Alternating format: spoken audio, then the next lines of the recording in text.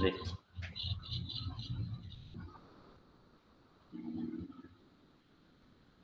Cuando quieras nomás, arranquemos. ¿Te presentás vos, Fede? Está bien. Bueno. Sí, sí, sí. Bueno, buenos días a todos y a todas. Un placer estar presente acá. Muchas gracias, Cristian y Zulma, por la invitación, ¿sí? Y muchas gracias a todos por estar presentes. Bueno, mi nombre es Federico Bogado, para quienes no me conocen. Soy licenciado en folclore y profesor de artes en danza, con orientación en folclore también, danzas folclóricas y tango, egresado de la Universidad Nacional de las Artes. Respecto al trabajo docente, también soy docente de la Universidad Nacional de las Artes en las materias danzas folclóricas argentinas, niveles 3 y 4, y atuendo tradicional argentino, dentro del equipo de cátedra del profesor Aricó, y además trabajo en el terciario, en el profesorado no universitario de acá de la Ciudad de Buenos Aires, en la materia, titular soy de la materia Historia del Atuendo. Bueno, como habrán escuchado, Atuendo Tradicional Argentino, Historia del Atuendo, es la temática que nos convoca hoy acá, en esta mañana de sábado. Bien, ya estuve hablando un poco con Zulma y con Cristian. Me estuvieron comentando que la mayoría de ustedes son estudiantes del profesorado y que no tienen dentro del plan curricular la materia Historia del Atuendo o Atuendo Tradicional Argentino. Si bien ven contenido transversalmente en otras materias, no la tienen como específica. ¿Por qué digo esto? Ahora nosotros vamos a ver, yo seleccioné un rango histórico para trabajar, porque obviamente no nos alcanza el tiempo para ver. Un rango histórico y vamos a ver los aspectos generales de esa época, ¿sí? Tanto en el ambiente ciudadano como en el ambiente campesino. Vamos a trabajar desde 1830 hasta 1870, ¿sí? Aproximadamente ese periodo en la ciudad y en la campaña, ¿sí? Vamos a ver los elementos de la indumentaria que se utilizaban y obviamente el orden cronológico en que se utilizaron y el complemento general, ¿sí? Tanto de la moda como de la indumentaria. Bien. Como le decía recién también a Cristian Zulma, si bien vamos a trabajar en este periodo de años,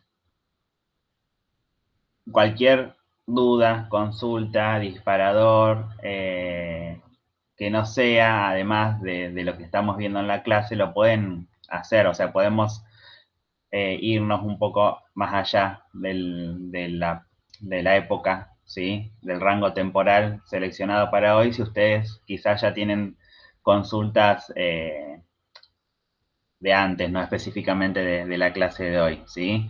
Así que a lo que voy con esto es que no tengan dudas en consultar, en preguntar, en abrir el micrófono e interrumpir lo que quieran en el momento que sea, ¿sí?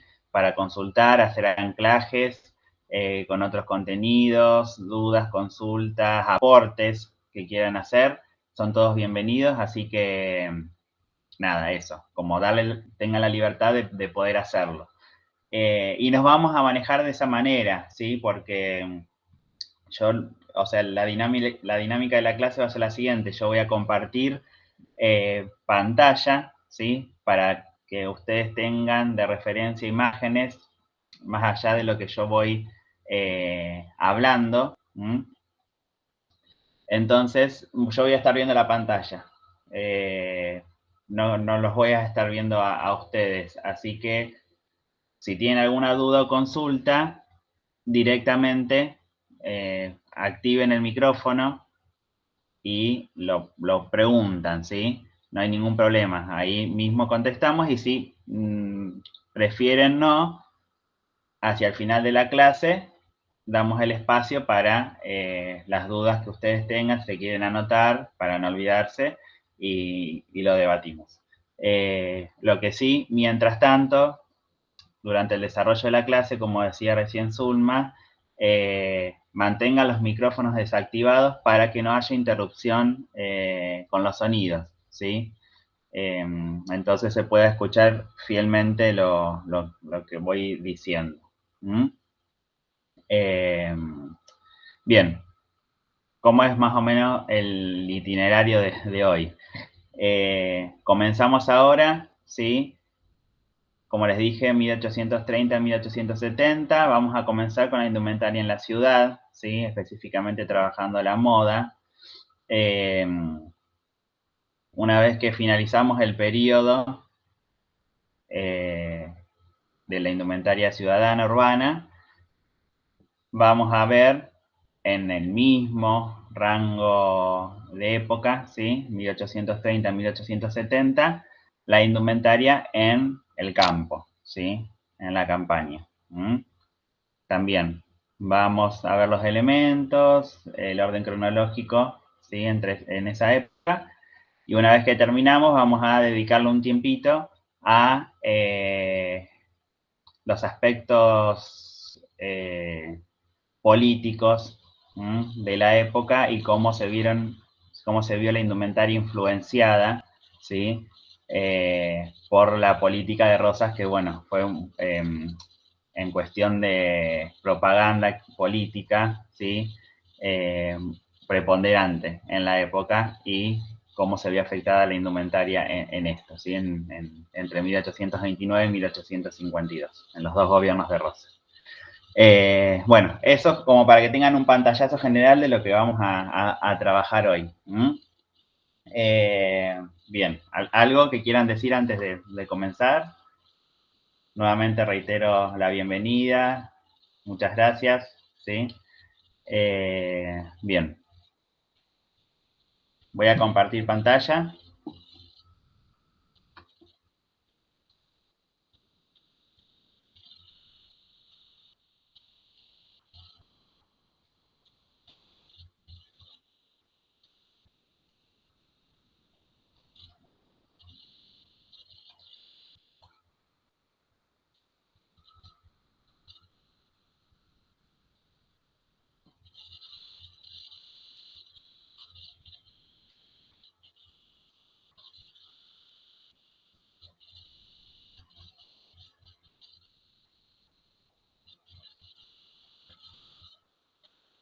Bien.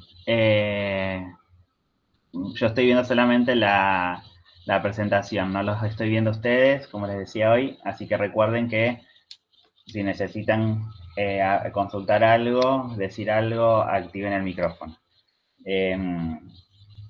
Lo que les pido ahora es que me digan si se está viendo bien. Estoy pasando un poco las imágenes. Sí, se ve bien, se ve bien. Bueno, buenísimo, buenísimo. Bien, como les decía, ¿sí? Indumentaria urbana, periodo 1830-1870. Antes de comenzar con la descripción de los elementos, del atuendo y de cómo se colocaban en el cuerpo, vamos a contextualizar un poco el momento histórico. 1830, estamos en nuestro país en un periodo que estamos saliendo, en realidad, de ser una colonia española, ¿sí? Si bien la independencia fue en 1816, bueno, los rasgos, las costumbres quedan arraigadas, ¿sí? A través de los años. ¿Qué sucede? En 1830, en Europa, un poco antes de 1830, nace un movimiento cultural, ¿sí? a que se le denomina romanticismo, y que tiene como característica la búsqueda de lo local, ¿sí? De la mirada hacia adentro. En nuestro país sucede un poco eso. Hay como un quiebre entre los años precedentes a 1830 y lo que va a venir. Ese quiebre se da justamente en comenzar a buscar una identidad local, ¿sí? Que se va a terminar de afianzar hasta fines de siglo, cuando aún más se profundiza esta búsqueda del ser nacional, ¿sí? Pero en esta época, si bien en cuestiones de moda o de indumentaria se siguen los dictados de la moda europea, también vamos a encontrar características locales diferentes a lo que la moda dictaba en Europa. ¿Mm? Bien. Respecto de la moda, ¿sí? Como les decía recién, tenemos que saber también que para la constitución de nuestro atuendo tradicional argentino, ¿sí? Tenemos que estudiar 3 procedencias de los elementos, ¿sí? Los elementos del atuendo son las prendas, sombreros, gorros, calzado, accesorios, peinados, ¿sí? Son los diferentes elementos que constituyen el atuendo en sí. Pero cada elemento tiene una procedencia diferente, obviamente tiene su historia, ¿sí? Su rastreo histórico. Que acá en nuestro territorio, por lo general, se combinaban los elementos de diferentes procedencias. Por un lado tenemos los elementos que nos llegan por la moda propiamente dicha. Tenemos los elementos que nos llegan de la mano de los inmigrantes, con las olas inmigratorias. Y tenemos aquellos elementos que ya estaban presentes en los pueblos originarios, ¿sí? Los pueblos indígenas de nuestro territorio, y que por herencia también los empezaron a utilizar los criollos.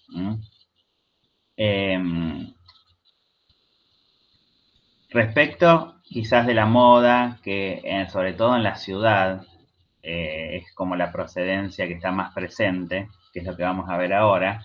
Lo importante, así en líneas generales, de saber es que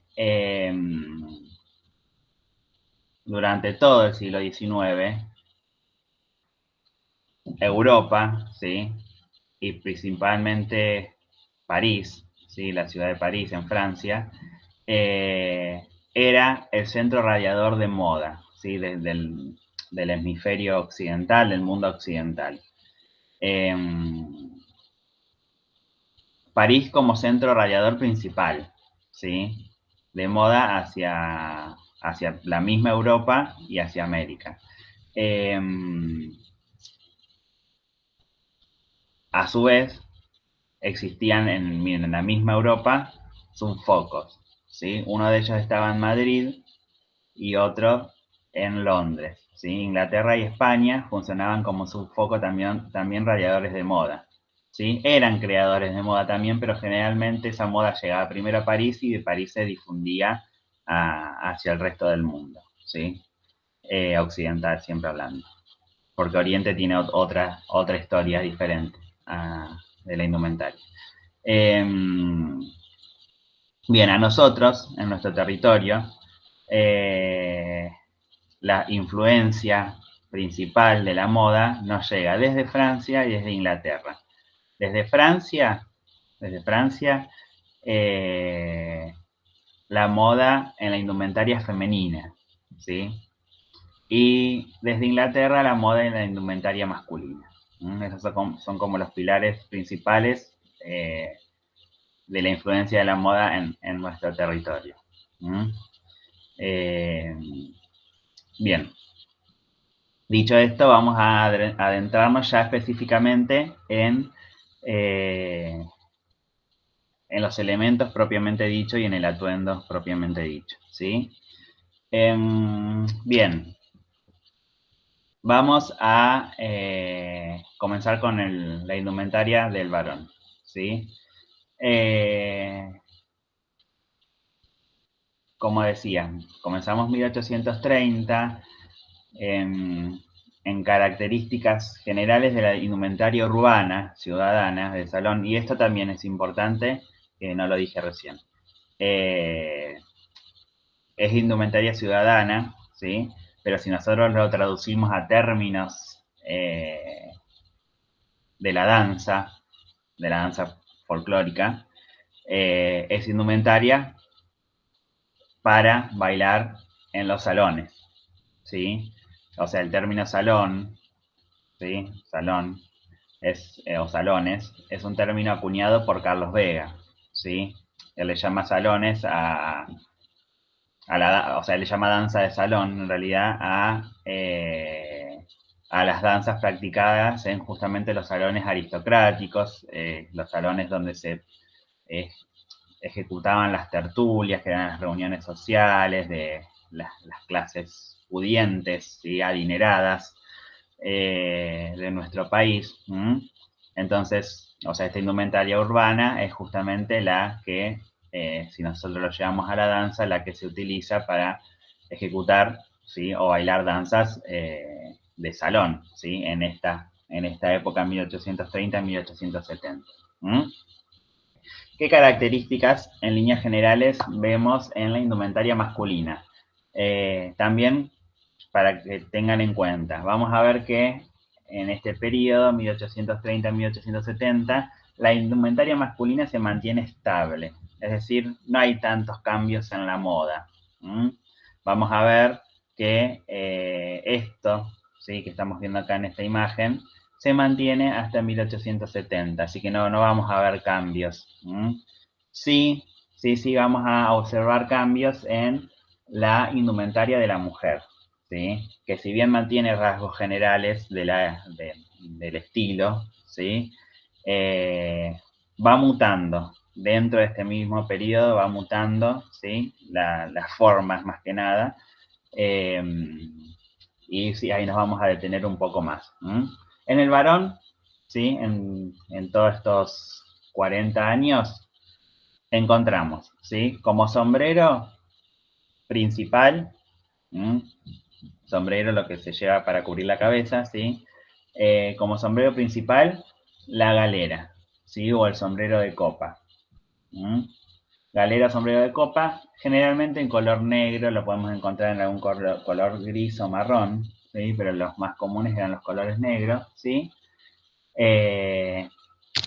Acá vemos un poco más en detalle, ¿sí? La galera o sombrero de copa, que era el sombrero por excelencia de la ciudad en esta época. Y también a su vez había aparecido como moda en este momento el sombrero clac o sombrero claqué.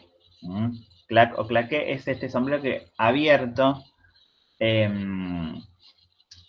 a primera vista simula como si fuese una galera, ¿no? Un sombrero de copa, pero en realidad se pliega, como se ve acá abajo, a ver acá en la imagen se ve mejor, se pliega y queda aplanado. ¿Por qué surge como moda esto? ¿Por qué se utiliza? Porque tengan en cuenta lo siguiente.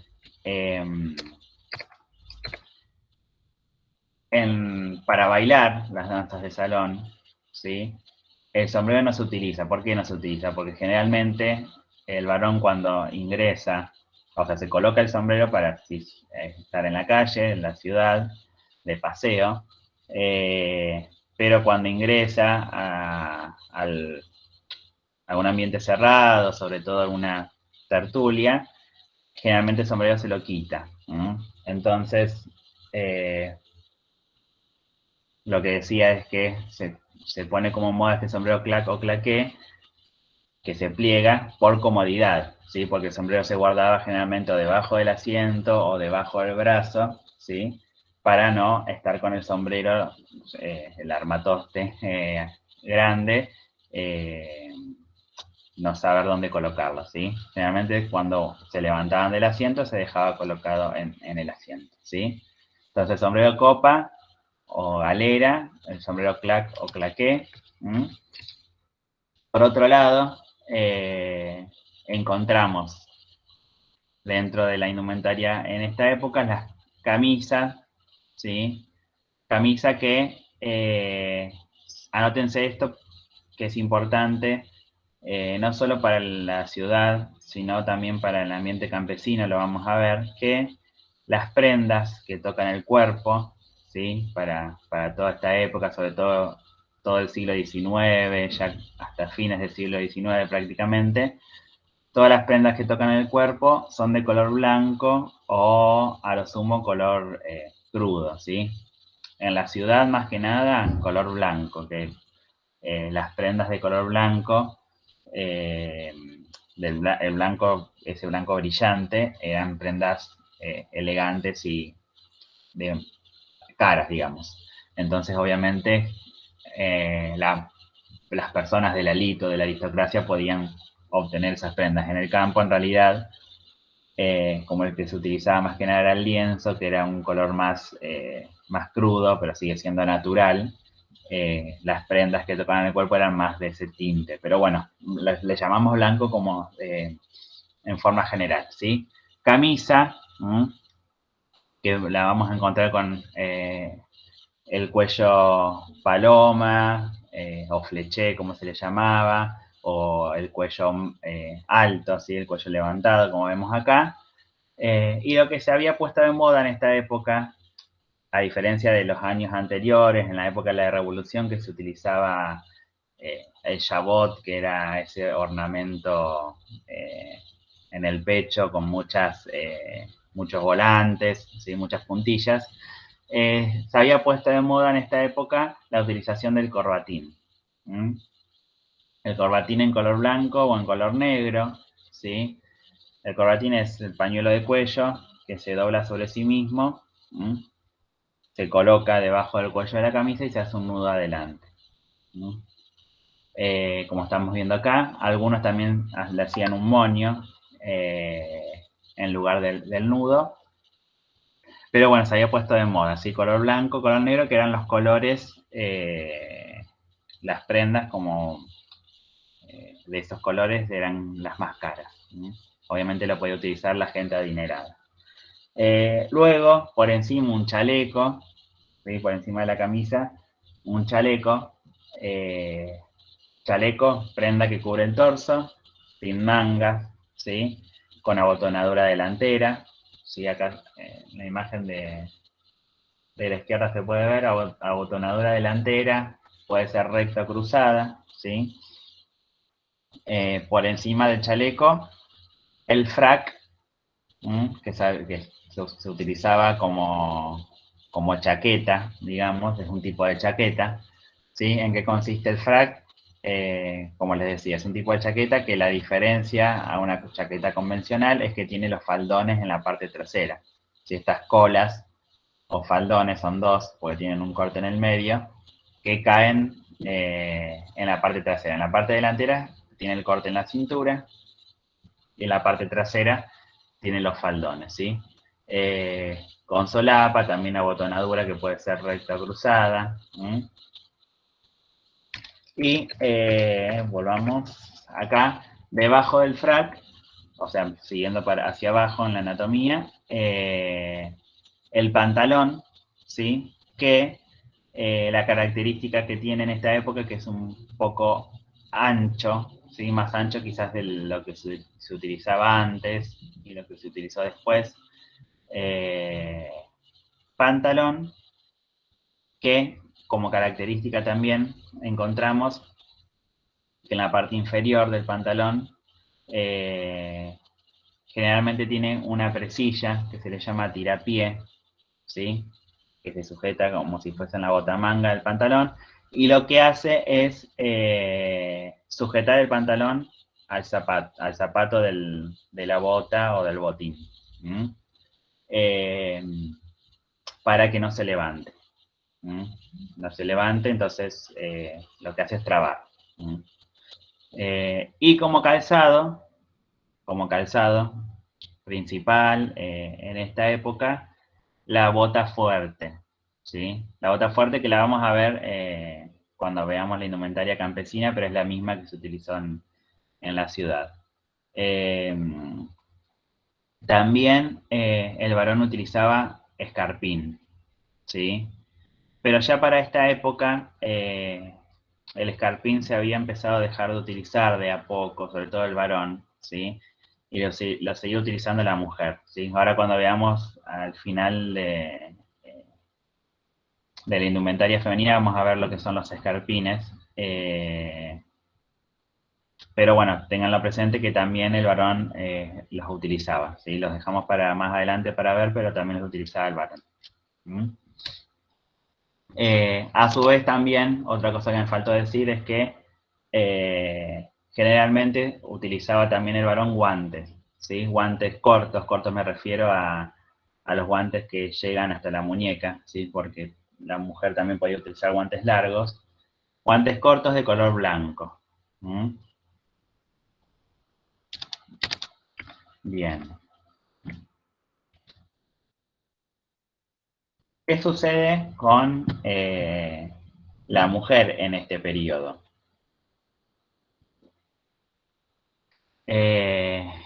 Vamos a observar que, bueno, como les explicaba hoy, venimos de una época en donde nos empezamos a emancipar, ¿sí? De España. La búsqueda local, la búsqueda del yo, ¿sí? De la personalidad y de la identidad nacional.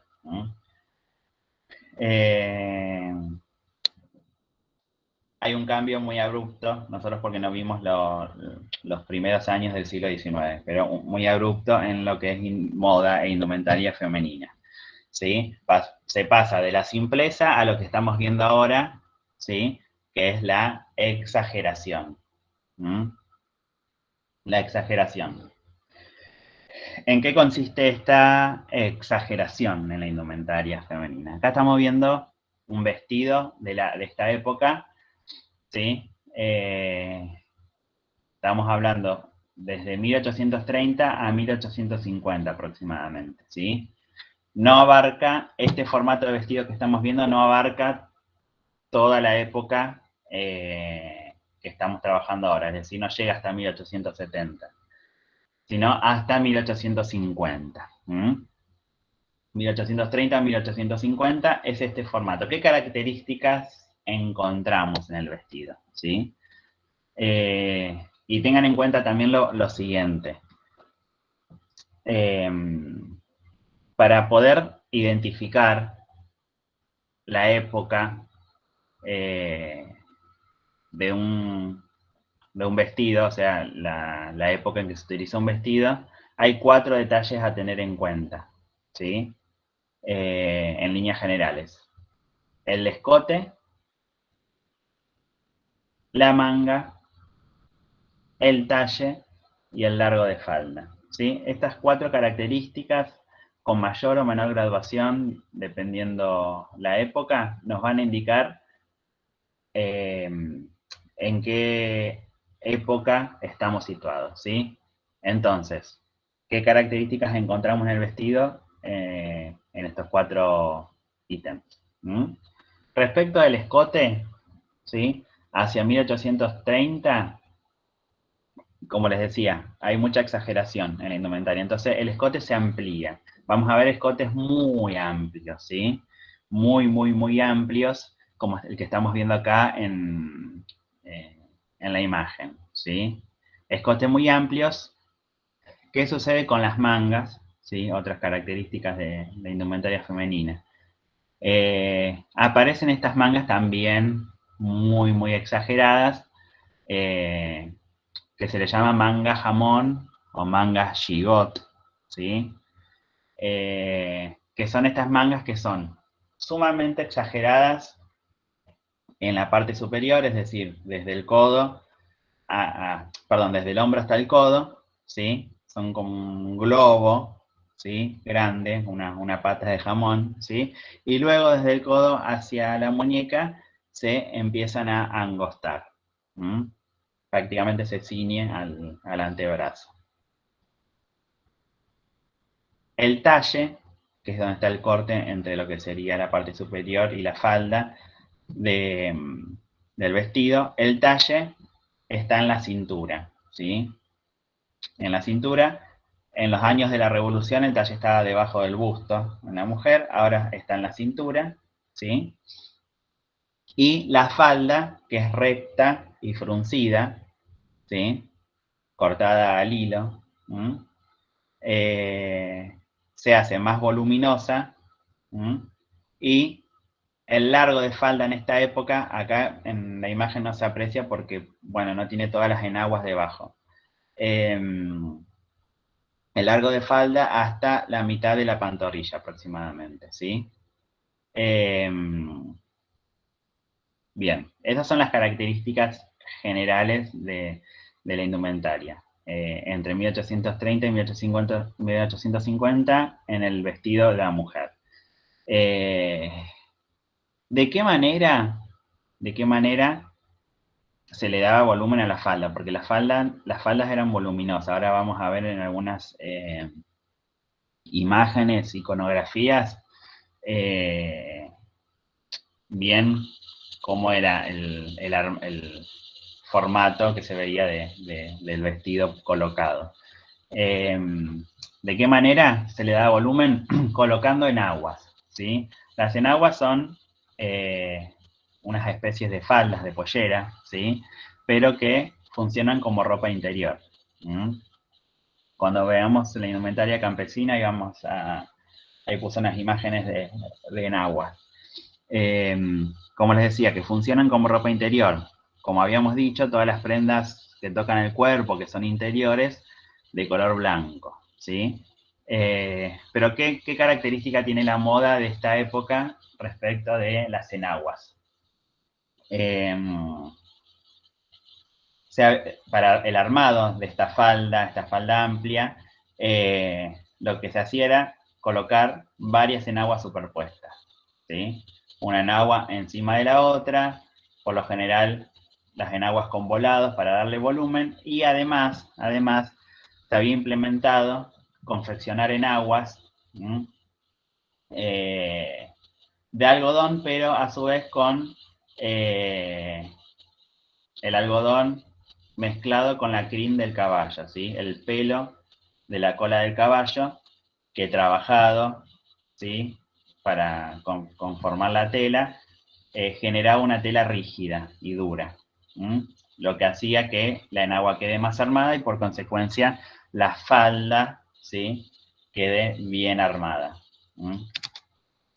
Bien, acá vemos otro ejemplo, ¿sí? De vestido de museo, pero vemos las mismas características que decía recién, ¿sí? Vestido escotado, mangas súper amplias, las mangas jamón, talle en la cintura, falda amplia y largo de falda hasta la mitad de la pantorrilla. Bueno, ahora no se puede ver porque no está colocado. Ya cuando veamos la iconografía se van a dar cuenta.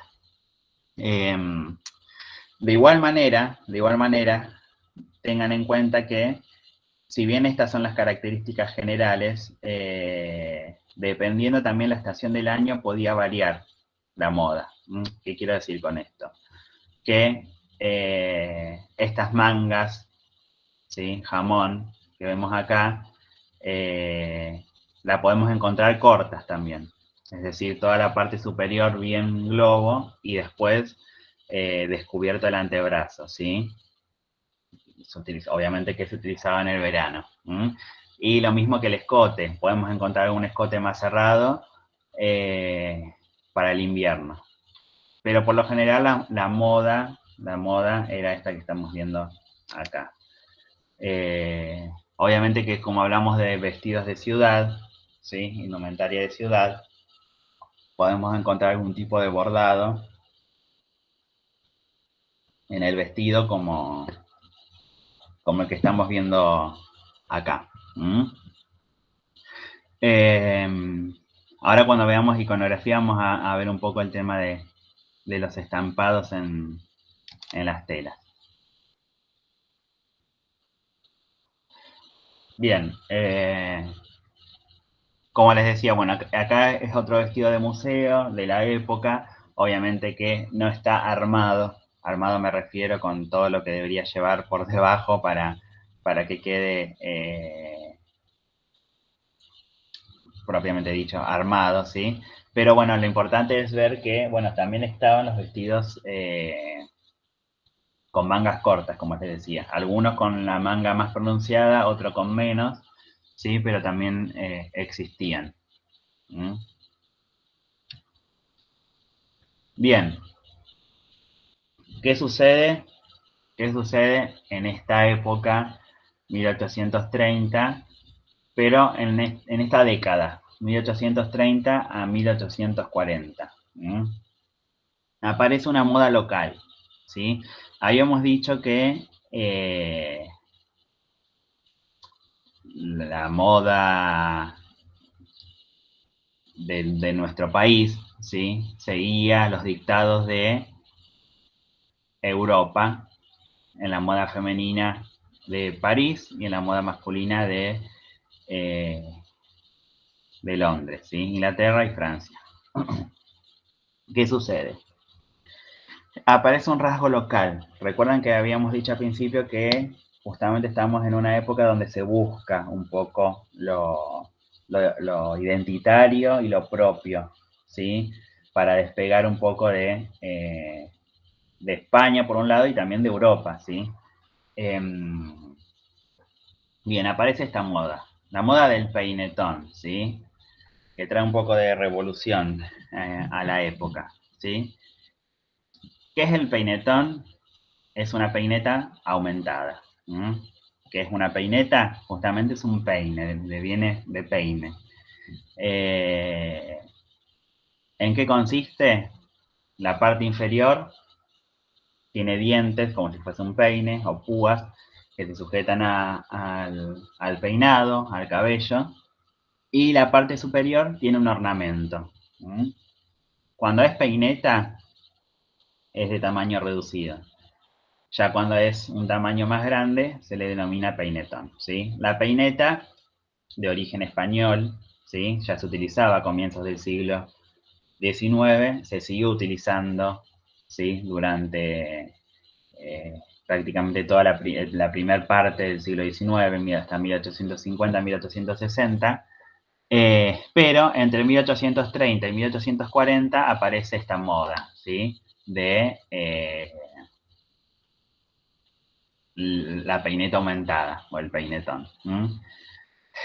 Estaba hecho de un material caro, ¿sí? Que el material principal era el carey, ¿sí? Que es un material que se extrae del caparazón de las tortugas, que se trabaja, que es resistente y obviamente que es caro. Es decir, ¿qué quiero decir con esto? Que es un elemento que se utilizaba solamente en la ciudad y utilizaba obviamente las mujeres muy adineradas, porque es un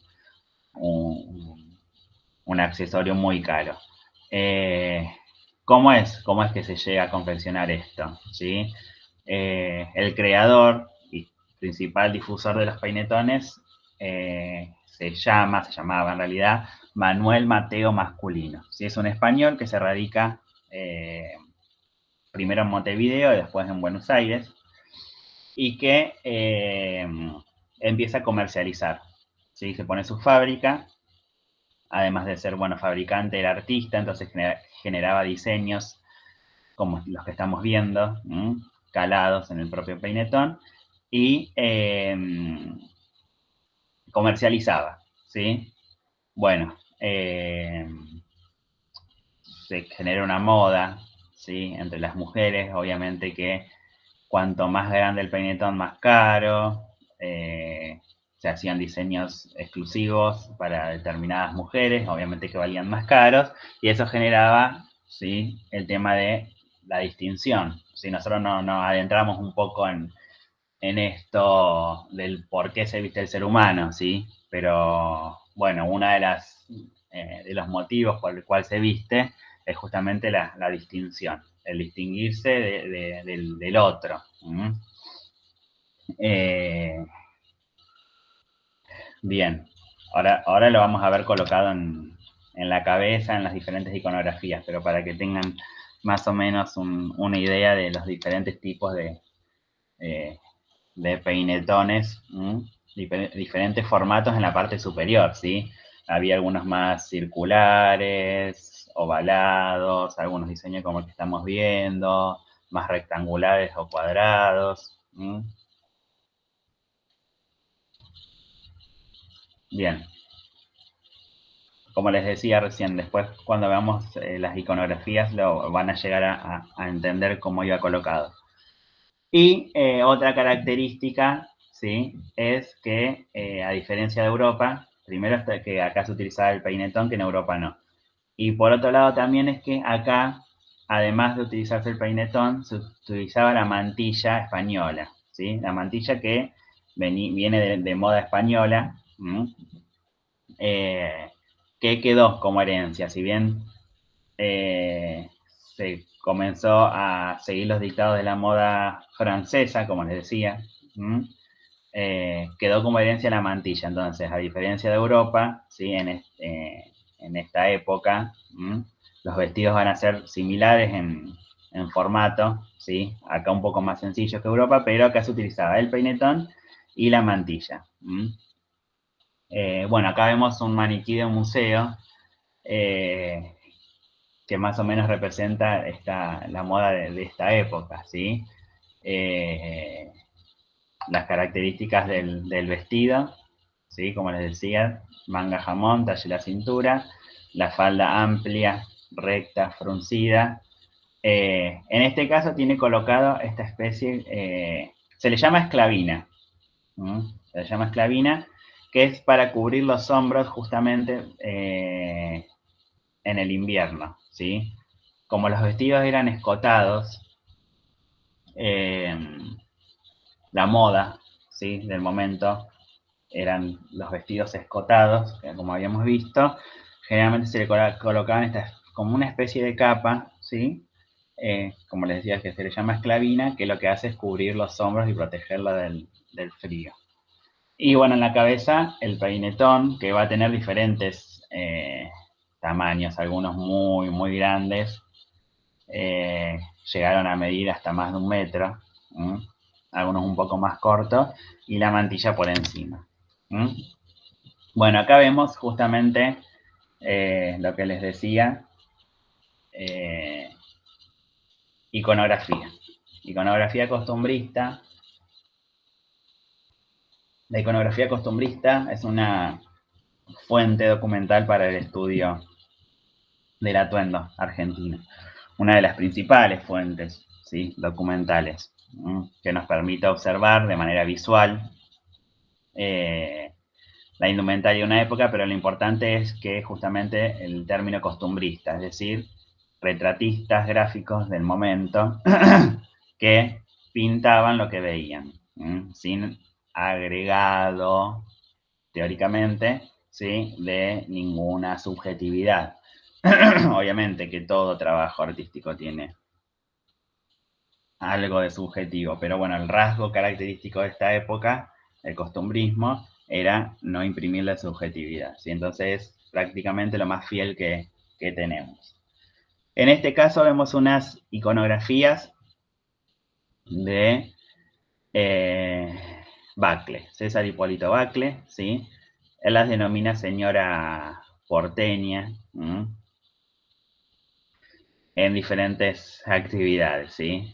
De paseo, de fiesta, de baile, para asistir a la iglesia, bueno. Lo importante acá es que reconozcamos las características, ¿sí? De la indumentaria, como veníamos viendo. Por un lado, tenemos, si escribimos de arriba hacia abajo, y de adentro hacia afuera lo que se ve, tenemos Por un lado, los grandes peinetones, que ya habíamos hablado, que estaban de moda en estos 10 años, entre 1830 y 1840. Vemos los peinados, ¿sí? ¿Qué sucede con los peinados en estos 10 años, sobre todo? El peinado de la mujer se eleva. ¿Qué quiero decir con que se eleva? Que para sostener semejante armazón, armatoste, el peinetón que era pesado, se necesitaba obviamente que el cabello esté hacia arriba, con torsadas y muchas veces intercalado en el propio peinetón para poder sujetarlo. Porque imagínense que, como les decía, un elemento pesado, incómodo, y que si no se sujetaba de alguna manera podía traer consecuencias en el cuerpo. Entonces el peinado se empezó a llevar hacia arriba para poder sostener ese semejante peinetón. Luego, respecto del vestido, dijimos escote amplio, las mangas jamón, ¿sí? En el caso del vestido de la izquierda con mangas cortas y la mujer con guantes, ¿sí? Generalmente lo mismo que el varón, ¿sí? Para las salidas se utilizaban guantes, que la mujer generalmente utilizaba guantes largos, es decir, hasta el codo. El talle en la cintura y el largo de falda, fíjense que es lo que me importa, que quizás antes en los vestidos con maniquí no se llegaba a observar tanto, pero fíjense cómo el largo de falda es relativamente corto, ¿sí? Se deja ver los pies y se deja ver, más allá de los pies, también se ve un poco la pantorrilla.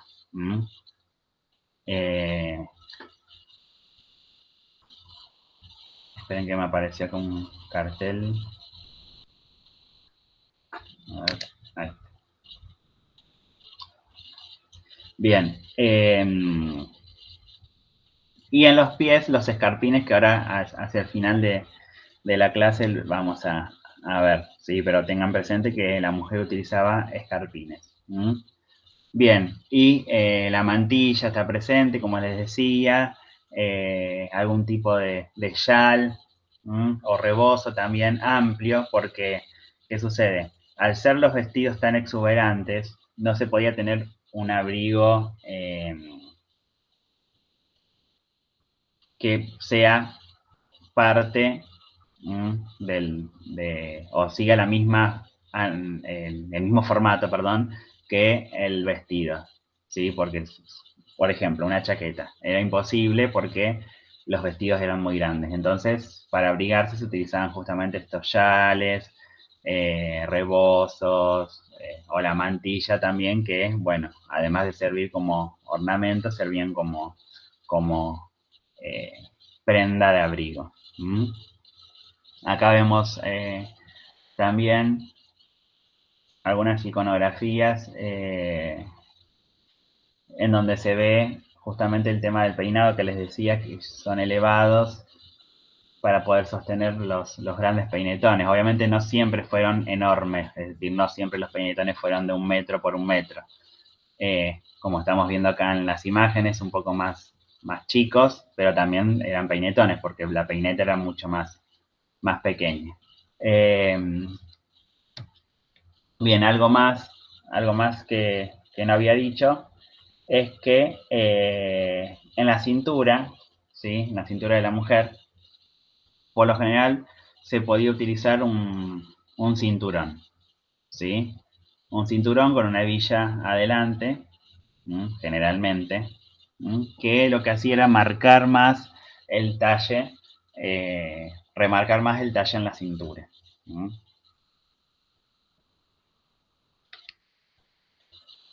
Bien, acá vemos otra iconografía de Bacle, señora porteña por la mañana, en el interior de su hogar, ¿sí? Pero seguimos con las mismas características de la indumentaria, ¿sí? Pero lo que más me interesa es que veamos el tema de la tela, ¿sí? ¿Qué sucede? Que es lo que les decía hoy. íbamos a ver.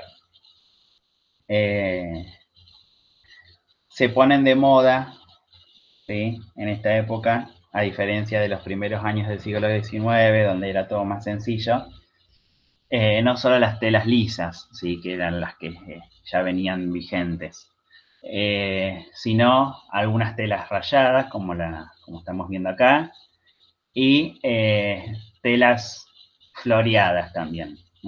Telas lisas, rayadas, floreadas, eran las que estaban más de moda en la época. Obviamente que el liso quizás es el que más predomina, pero encontramos los cuadros, las telas a cuadrillé, quizás también se puede encontrar, no tanto, ¿sí? No tanto, pero se puede encontrar alguna tela a cuadro.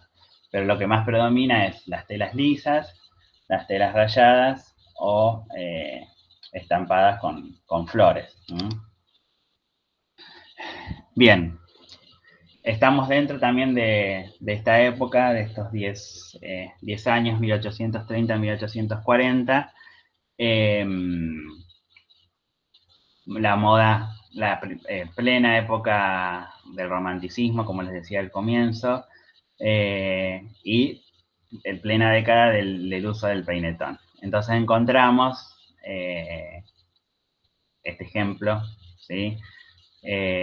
Bacle realiza una sátira, ¿sí?, sobre el uso del peinetón. Son una serie de litografías en donde él, con un aspecto cómico, muestra la moda del momento y las complicaciones de la utilización del peinetón, ¿sí? Como que lo ridiculiza un poco también, porque tiene que ver también con un trasfondo social esto, el hecho de que la mujer empieza a tomar protagonismo en la vida pública, ¿sí?, en un contexto, recuerden, estamos hablando de 1830, un contexto conservador en donde el rol del varón era el que predominaba, ¿sí?, en la vida social.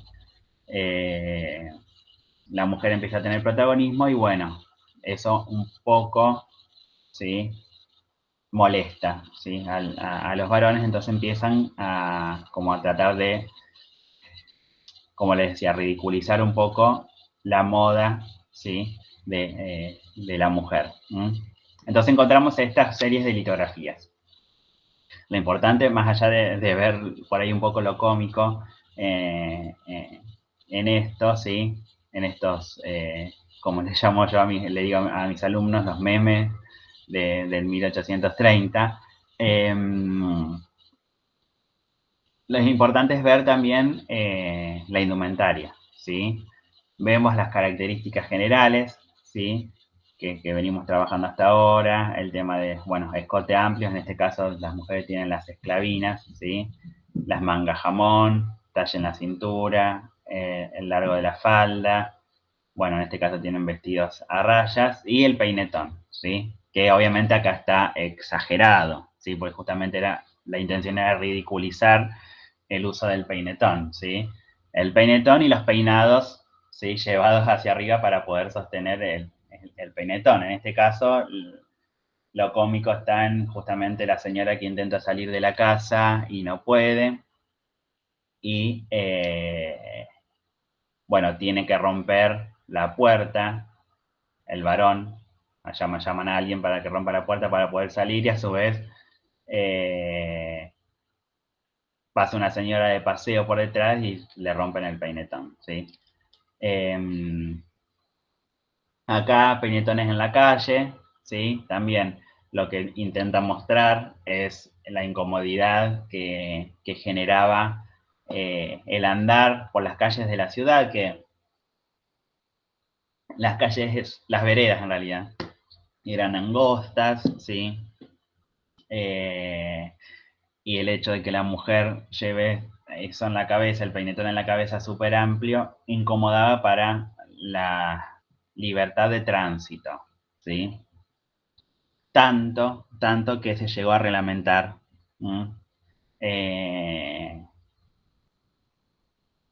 se llegó a reglamentar el tránsito propiamente dicho de los peatones, ¿sí? Unas reglas, ¿sí? De tránsito para poder circular libremente por la ciudad.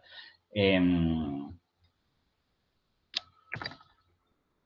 peinetones en el paseo también, bueno, lo que acá intenta mostrar es cómo junto con la mantilla o con el chal y el peinetón, bueno, un poco de viento y se lleva a las mujeres volando. Peinetones en el teatro, ¿sí? Seguimos con la misma idea, ¿sí? Siempre intentando mostrar la incomodidad de este elemento. Como, bueno, obstruye un poco la vista de los varones, ¿sí? Incomodando para ver, bueno, la función del teatro. Y peinetones en el baile, lo mismo, ¿sí? Se quiere bailar, bueno, el peinetón no lo permite, se incomoda. Y el enlace de los peinetones, también de paseo, dos mujeres que se cruzan y se enlazan los peinetones, se les quiebran, bueno, todas las incomodidades también de la moda. Acá importante ver si vemos los vestidos de estas cuatro mujeres, vemos cómo son cuatro estampados en las telas diferentes, ¿sí? Atrás vemos atrás a la izquierda una mujer con un vestido de tela lisa, atrás a la derecha una mujer con tela rayada y adelante las mujeres con telas floreadas. Y bueno, ahí la mujer de la izquierda una combinación con rayas y flores. Bien, acá tenemos otra iconografía, en este caso de Pellegrini, sí, Jacques Henri Pellegrini, 1831. También, para que veamos las características de la época, sobre todo de la pareja que está bailando el minué. Respecto del varón, como ya habíamos dicho, ¿sí? Nos lleva colocado sombrero en la cabeza porque la galera no se utilizaba para bailar, se las quitaban para estar dentro de la tertulia. Lo demás ya lo vimos, camisa, corbatín, chaleco, frac, pantalón y los escarpines. Y en la mujer también, para repasar lo que vimos, el peinetón, el vestido con las características de la época, escotados, las mangas jamón, el talle de la cintura, y fíjense la falda amplia, como les explicaba con el tema de las enaguas, ¿sí? De la colocación de las varias enaguas para darle volumen, las enaguas de crinolina. El largo de la falda, que es hasta media pierna, y los escarpines. Bien, también como para llamar la atención y como dato importante es que durante la primera mitad del siglo XIX especialmente, las mujeres asistían a la iglesia, sí, con la indumentaria de la moda del momento, pero vestidas de color negro, ¿sí? Por lo general, ¿sí? El color negro era la indumentaria, ¿sí? Que utilizaban las mujeres de ciudad para asistir a la iglesia. Más allá de eso, el color negro también en toda esta primera mitad del siglo XIX simbolizaba el poder económico, ¿sí? De la persona, porque como les decía, creo que lo dije hoy en un momento, las telas de color negro eran telas caras, ¿sí? Entonces eran de difícil acceso, se necesitaba tener el poder económico para comprarlo y obviamente lo utilizaban las personas de la elite, la aristocracia de la ciudad, ¿sí? Que podían comprarlo. Además de simbolizar el poder económico, las mujeres utilizaban el color negro para asistir a la iglesia. ¿Mm? Bien. Pasamos de década, pasamos a 1840. Respecto del formato del vestido, se sigue utilizando, ¿sí? El escote amplio, las mangas jamón, talle la cintura y el largo de falda un poco más corto. ¿Mm? Pero en la década del 40 ya no se utiliza más el peinetón. ¿Mm? Ese peinetón enorme que vimos recién, que se utilizó entre 1830 y 1840, ya, ¿sí? 1840 ya no se utiliza más, se sigue utilizando sí la peineta, como vemos acá en la iconografía de la izquierda, y también de a poco empieza a transformarse el vestido, ¿sí? Empiezan a aparecer las mangas rectas de nuevo, sigue la moda igual presente, la moda que vimos recién en los primeros años del romanticismo, ¿sí? De las mangas jamón. Pero de a poco, ¿sí? Se empieza a cerrar el escote y las mangas a hacerse un poco más angostas.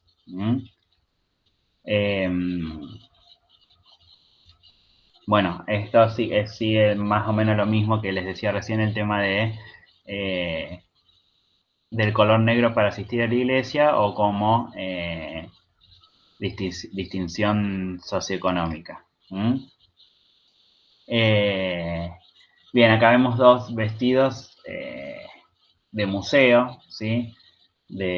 Como piezas de museo, colección de museo, también de estos 20 años, 1840, 1860, para que veamos que también, como les decía, de a poco empieza a transformarse, ¿sí? La moda, se empiezan a angostar las mangas, de a poco la falda se empieza a alargar también, ¿sí?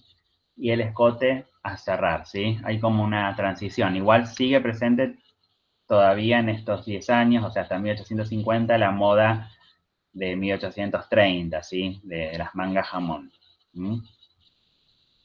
Hacia 1850,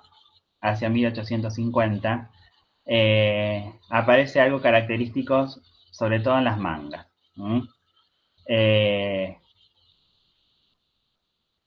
Bueno, habíamos dicho que las mangas se empiezan a angostar, pero hacia 1850 aparece este tipo de manga, ¿sí? Que se le llama doble manga o manga pagoda. Manga pagoda, que es un tipo de manga como si fuese una campana.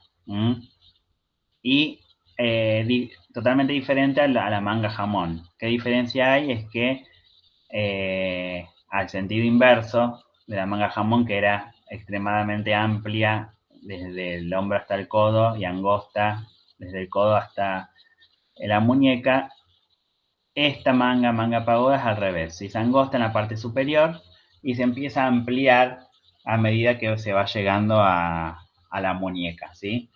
Como si fuese una campana, un embudo. El talle sigue en la cintura, ¿sí? El escote se va cerrando y la falda se va alargando y haciendo cada vez más amplia. Acá vemos iconografías de la época también para que veamos las características del vestido. Como les decía, el escote se empieza a cerrar. Ahí se ven las mangas, estas que les digo, las mangas pagoda, ¿sí? Como si fuese un embudo o una campana, ¿sí? El talle sigue en la cintura y el volumen de la falda que se va haciendo cada vez más amplio y bueno, y largo hasta los empeines.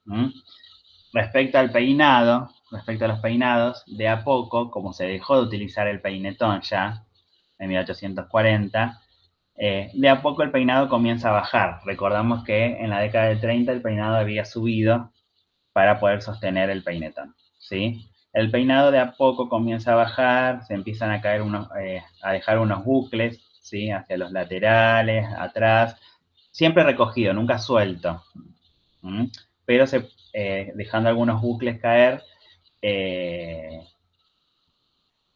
ya con el reinado del peinetón extinto, ¿sí?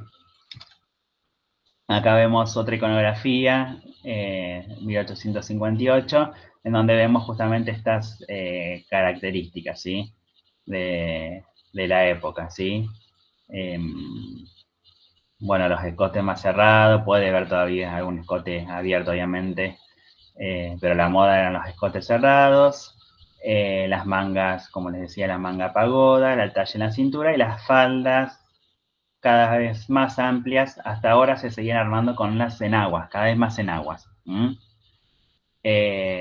Porque va a aparecer ahora el miriñaque.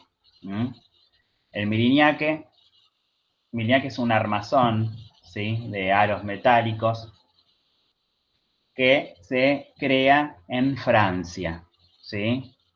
Se crea en Francia en 1857 y a nuestro país llega en 1860. Se comienza a utilizar acá.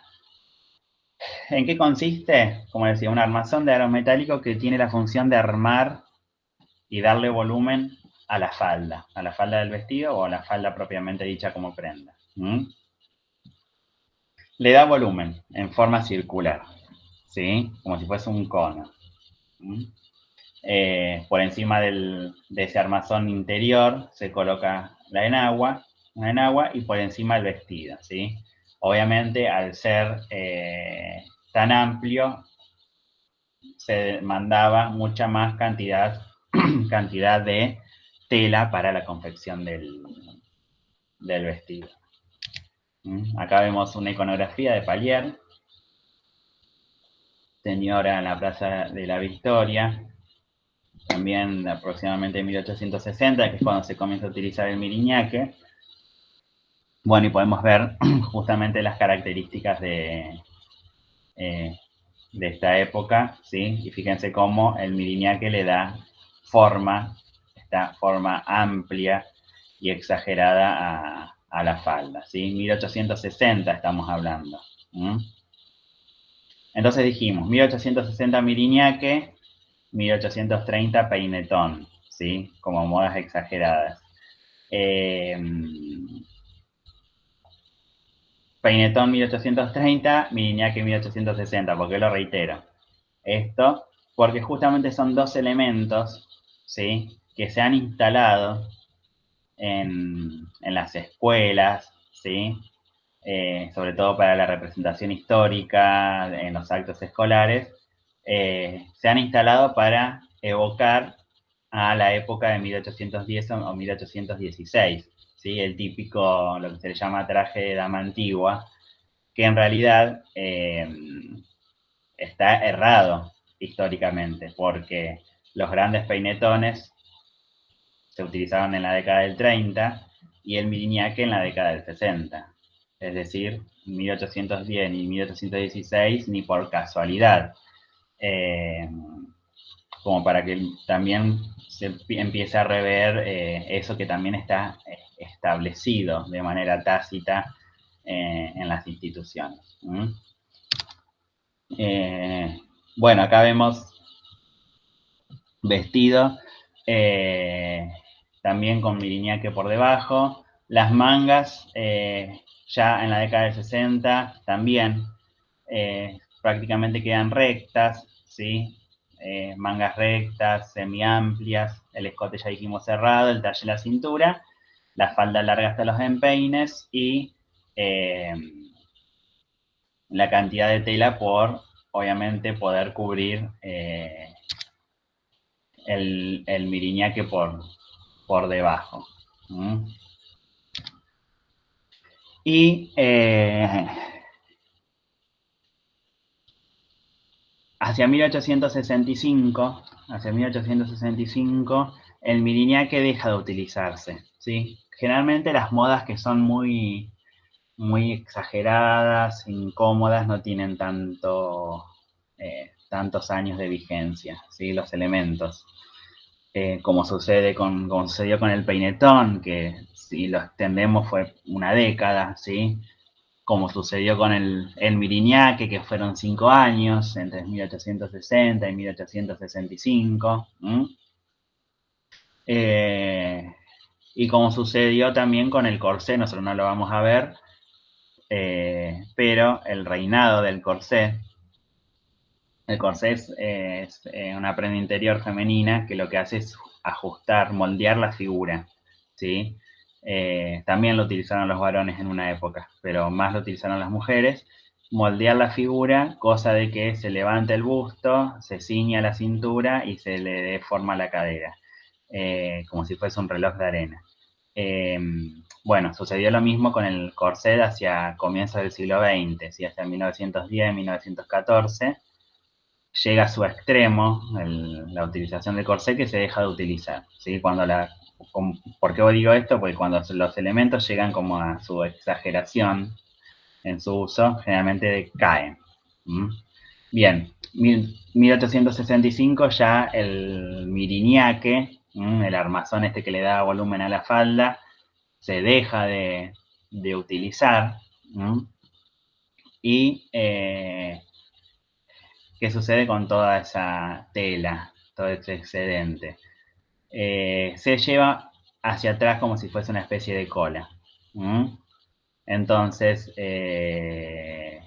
vamos a ver, nosotros no lo vamos a ver en realidad ahora porque a partir de 1870 es que se comienza a vislumbrar el polizón, ¿sí? Que el polizón también es una prenda interior, un ahuecador, ¿sí? También un armazón, pero que, a diferencia del Miriñaque, le da volumen a la falda hacia atrás, ¿sí? Que va a tener protagonismo en la década del 80. Bueno, ¿qué sucede en este tránsito entre Miriñaque y polizón?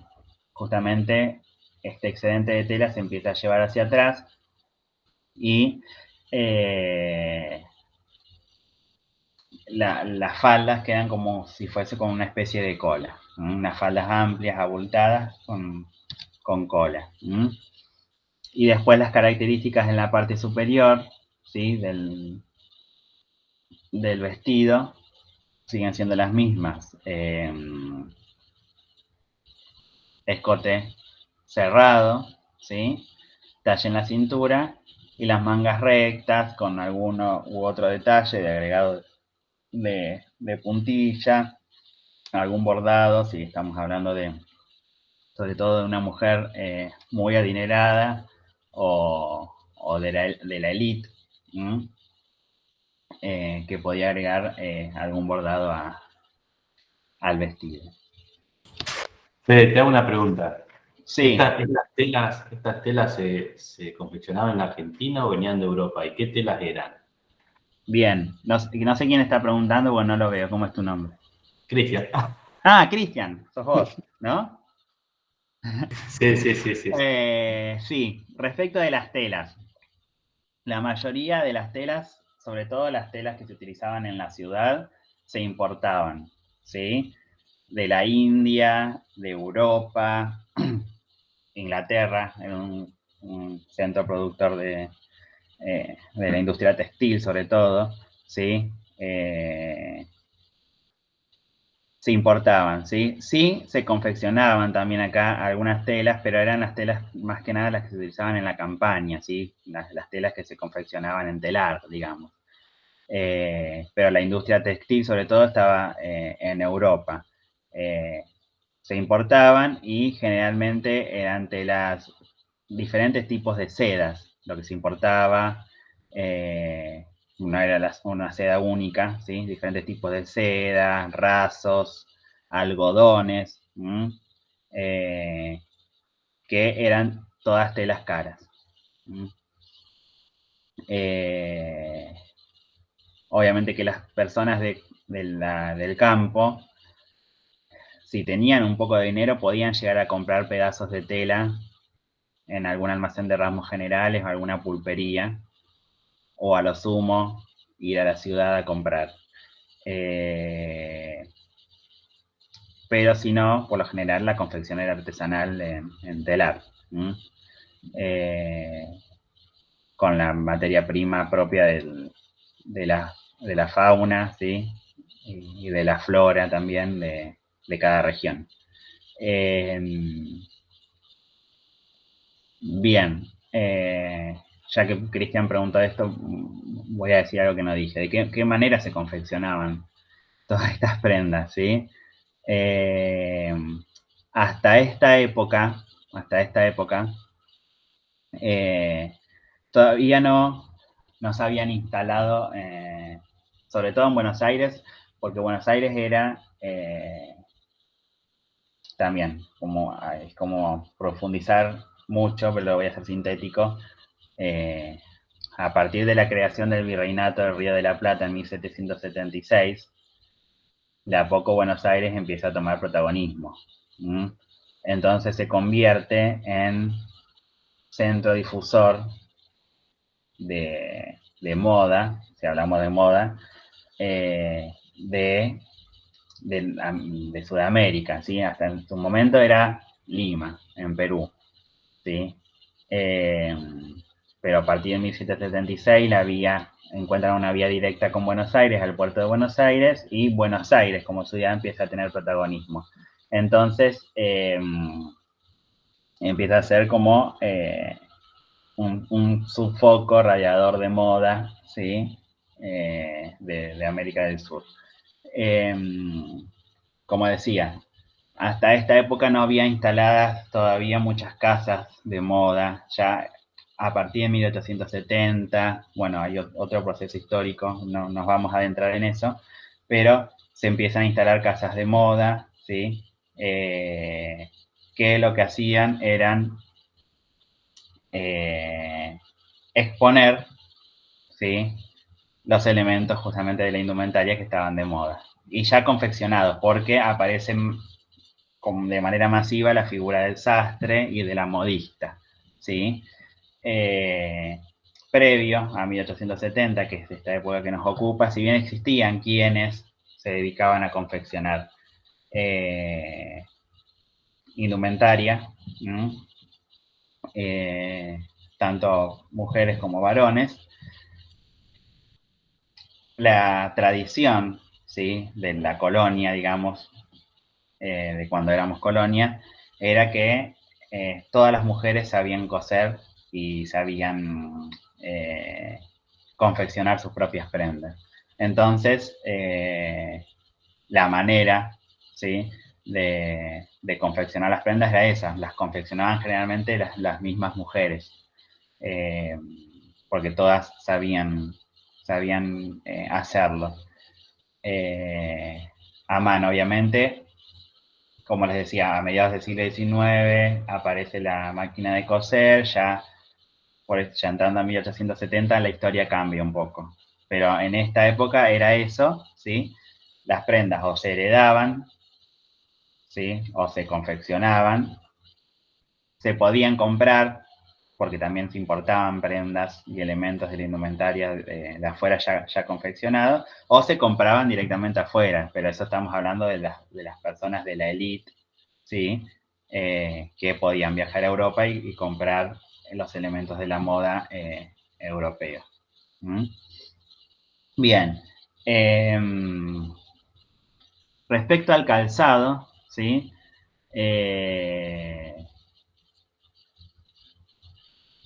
Habíamos dicho, bueno, no puse imagen de escarpín, les dije que sí, pero no, no me di cuenta. Habíamos dicho que la mujer y el varón utilizaban hacia comienzos de 1830 los escarpines, ¿sí? Los escarpines son calzado confeccionado en cuero, pero que no tienen taco. Calzado sin taco, confeccionado en cuero negro generalmente, o forrado, o las mujeres generalmente lo forraban con alguna tela que generalmente era la misma tela del vestido, ¿sí? Pero aparece como moda, ¿sí? Porque ya se usaban en realidad, en Europa digo, aparecen como moda los zapatos, ¿sí? Los zapatos también confeccionados en cuero, pero con taco, zapatos de cuero negro, ¿sí? Generalmente, con un pequeño taco, y lo mismo que sucedía con los escarpines. Las mujeres solían forrar el zapato con la tela, con alguna tela que generalmente era la tela del vestido.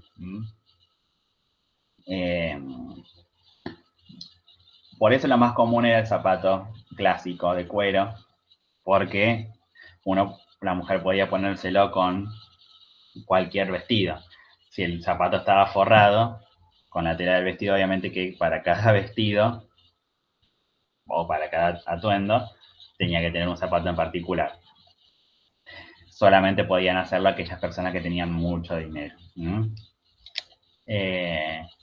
Bien, acá vemos otro zapato también, como les decía, forrado, ¿sí? Pero son las características del zapato de esta época. Bien.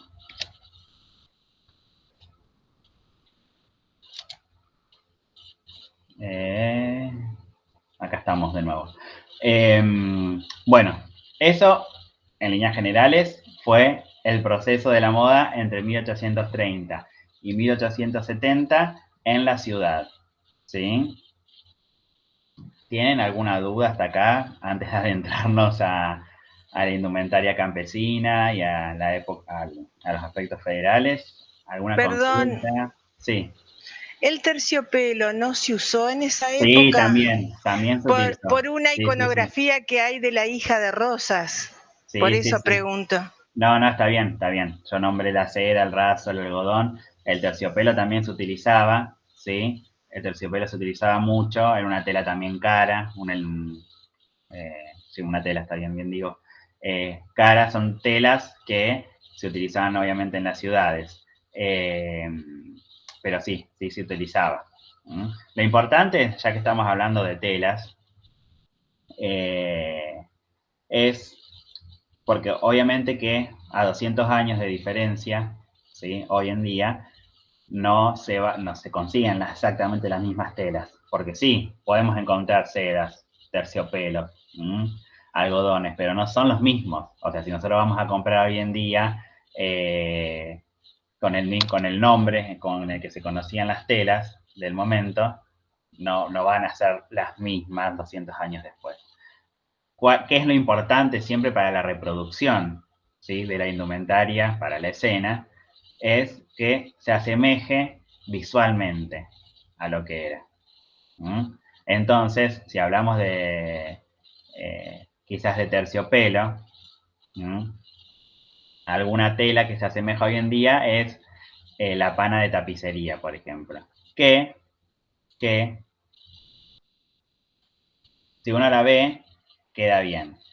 Pero si uno confecciona un vestido, por ejemplo, con una pana de tapicería, se va a dar cuenta que el vestido es extremadamente pesado, ¿sí? Sí, se puede utilizar, podés usarlo para bailar, pero es sumamente incómodo, visualmente queda hermoso.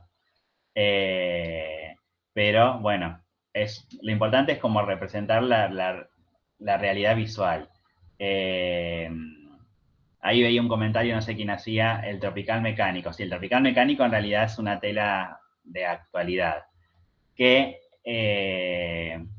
no sé, vi el comentario que decía si se representa a alguien pobre. Obviamente que si se quiere representar ahora cuando nos adentremos en la indumentaria campesina, a alguien campesino pobre, ¿sí? El tropical mecánico es una tela que hoy en día se consigue económica y que visualmente queda bien, siempre y cuando no sea brilloso, porque también hay diferentes tipos de tropical, ¿sí? Hay algunos que son muy brillosos que en realidad no, para la campaña no, y hay otros que son más opacos que esos sí sirven a la realidad visual. Así que sí, como les decía, como lo importante es no decir, bueno, tengo que utilizar esta tela que era la que se utilizaba en el momento, porque no vamos a conseguir la misma tela, porque hoy también vienen telas mezcladas entre sí, con diferentes puntos elásticos. Entonces, lo importante es que a la realidad visual, ¿sí? Que es lo primero que importa ver, sea semejante, ¿no? Bien, ¿alguna otra consulta que quieran hacer? Que les haya quedado pendiente o Profe, disparador, ¿sí? sí, O algo que no dije. para, Sí. para cerrar algo que usted aclaró, creo que dijo, pero para cerrar la idea, entonces, si tomamos, por Sí, ejemplo, sí, la sí. vestimenta de 1810, 1816, y usted habló bueno, de este error de tomar al peinetón como válido para esa época. Pero también recuerdo que dijo, bueno, Sí. que antes del peinetón estaba la peineta. ¿En esa época la peineta sí o tampoco la peineta? Sí, creo que entendí. Como para cerrar la idea. El peinetón, 1830, es decir, 1810, 1816, no. Los grandes peinetones hablo, ¿sí? Y el miriñaque, 1860, 1865, o sea, no estaba en la época de la Revolución ni de la Independencia. Es decir, si se quiere representar esa época con peinados, sí se puede utilizar una pequeña peineta, porque la peineta ya estaba presente, porque, como les decía, la peineta es un elemento que heredamos de España, ¿sí? Obviamente que éramos colonia española, se utilizaba, ¿sí? La peineta y la mantilla, pero la peineta pequeña, muy, muy pequeña. O no utilizarla directamente, y el cabello en realidad se utilizaban perlas o diademas, ¿sí? Unos pequeños bucles. Eso era lo que se utilizaba en la parte superior, no los grandes peinetones. Y en cuanto al vestido de la época de la Revolución, ¿sí? Si hablamos de la mujer, era un vestido, a ver si se les viene ya a la cabeza, tipo corte princesa. Es decir, vestido prácticamente recto, con el talle debajo del busto, ¿sí? Bien marcado abajo del busto, muchas veces también marcado con una cinta, y de ahí partía la falda, que tenía muy poca amplitud, larga hasta los empeines la falda, las mangas cortas, generalmente y abullonadas, y un escote semiamplio. Y vestidos sencillos, es decir, no sobrecargados, generalmente telas lisas. Sí se puede encontrar alguna tela, lo sumo rayada, pero no tanto, porque eran telas lisas generalmente. Con prácticamente una enagua sola de abajo, tipo clásico. ¿Sí? Justamente una de las denominaciones que tiene el estilo de la moda es neoclásico de ese momento, o el estilo imperio. Pero eso, es la sencillez. ¿Sí? Justamente todo lo contrario a por ahí lo que se ve o quedó estereotipado en algún momento para la reproducción histórica de esa época, ¿sí? Y ni hablar tampoco de justamente juntarle el peinetón con el miriñaque, que no son temporalmente contemporáneos, ¿sí? Sí, iba por ahí tu consulta, Encajes creo que es esa. Sí. y los encajes en la vestimenta se usaron en qué época. Sí, los encajes lo podemos encontrar, ¿sí? En algún momento en la indumentaria de ciudad, ¿sí? Indumentaria de ciudad, o sea, de la élite, a partir de 1860, 1870. Sí, justo a partir de ahora, digamos, de donde cortamos nosotros, que es justamente lo que se le llamaba estilo tapicero en la indumentaria, que es cuando nosotros veníamos de la simpleza, pasamos a un poco más de exageración en la época que vimos recién, y hacia fines de siglo se exagera un poco más el tema de las telas. Se sobrecarga, se sobrecarga, se sobrecarga, y ahí empiezan a aparecer los encajes, tela sobre tela, ¿sí? Más o menos en esta época. Antes sí se utilizaba la puntilla, ¿sí? La puntilla sí, ya se utilizaba la puntilla para ornamentar los vestidos o las blusas y las faldas, en las mangas, en los escotes, o en alguna otra parte en las faldas. Pero el encaje, como propiamente dicho, ya es más de fin de siglo.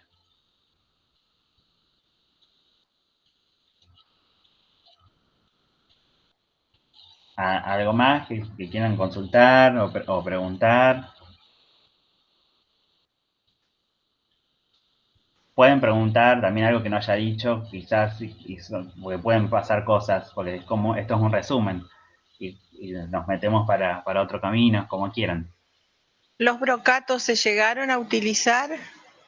Sí, los brocatos se utilizaban también. Se utilizaban, siempre hablando de ciudad, ¿sí? Lo utilizaron los varones, por ejemplo, para los chalecos, ¿sí? El brocato es una tela que está con texturas, ahí está, no me salía la palabra. Generalmente con algún tipo de diseño, puede ser floral o no, ¿sí? Y una tela cara. Los varones para los chalecos, ¿sí? Y las mujeres lo utilizaron también, pero quizás para algún chal, alguna chalina de tela, ¿sí? Pero no el brocato entero para el vestido. Realmente no. El vestido entero de brocato no fue muy común. Gracias. No, por favor.